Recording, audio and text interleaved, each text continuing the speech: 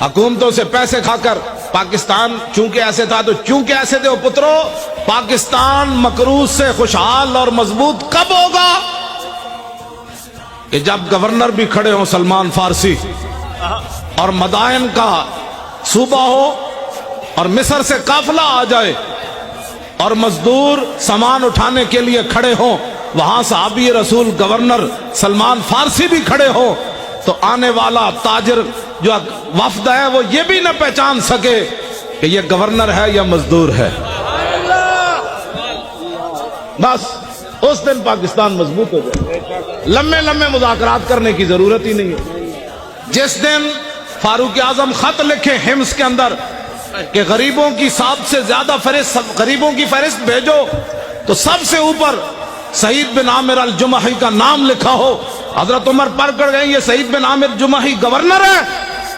ہاں جی وہی، سب سے زیادہ غریب وہ تھے۔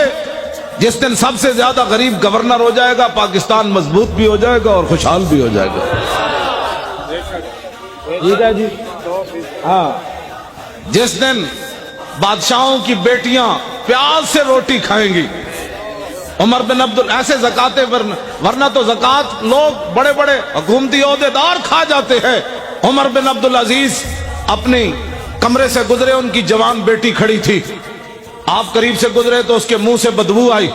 آپ نے اپنی بیوی کو جا کر کہا کہ میری بیٹی منہ نہیں صاف کرتی؟ نہ کرتی ہے۔ نے کہا میں تو قریب سے گزرا، بدبو آ رہی تھی۔ لاکھوں سلام ہو عمر بن عبدالعزیز تیرے گھرانے پر۔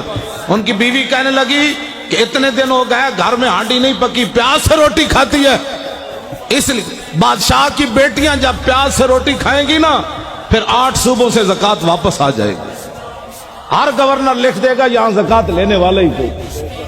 یہ لمبے چوڑے تو مسائل ہی نہیں، مذاکرات کرنے کی ضرورت ہی نہیں، کتابیں لکھنے کی ضرورت ہی نہیں۔ ہاں جی، پھر کے گلی گلی تباہ، ٹھوکریں سب کی کھائے کیوں، عقل جو دل کو دے خدا پھر تیری گلی سے جائے کیوں۔ جب 36 لاکھ مربع میل کا حکمران ہو اور 36 پیوند لگے ہوئے ہو نا کرتے کو، تو اس دن پھر دریا کے کنارے بھی بکری کا بچہ پیاسا نہیں مرے گا۔ مولانا بڑی آسان سی بات ہے، نظام مصطفیٰ تو بات ہی اور ہے، باتیں کرتے ہو تم۔ دین تو ایک دن عمر بن عبدالعزیز جب مسجد سے گھر گئے تھے تو آدھا دین نافذ ہو چکا تھا۔ اس میں لمبے چوڑے بل پیش کرنے کی ضرورت نہیں ہوتی، کمیٹیاں بنانے کی ضرورت نہیں ہوتی۔ عمر بن عبدالعزیز نے صرف خطبہ پڑھا اور سواریاں باہر لے آئے، بگیاں لے آئے۔ فرمایا کس کی ہیں؟ نے کہا جی قومی خزانے کی ہے۔ فرمایا عمر بن عبدالعزیز تو یہ استعمال نہیں کرے گا، جیسے پیدل چل کے آیا پیدل چل کے جائے گا۔ صبح ہونے تک کروڑ پتی بھی فٹ پاتھ پر سوئے ہوئے تھے، ان کو پتا تھا عمر بن عبدالعزیز آ گیا۔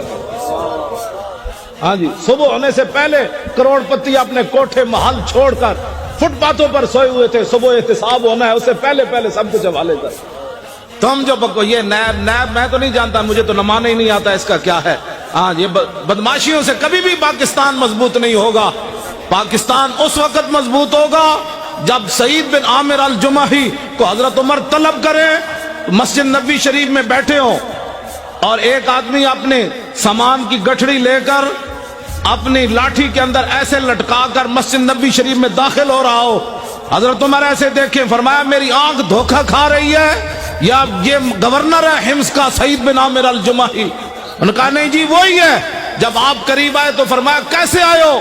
کہا پیدل آیا ہوں۔ فرمایا سواری پر کیوں نہیں آئے؟ فرمایا وہ تو قوم کی سواریاں تھی، میری تو نہیں تھی۔ شام سے چل کر مدینے میں پیدل آنا۔ فرمایا کیا سامان لائے ہو؟ کہا یہ سامان ہے۔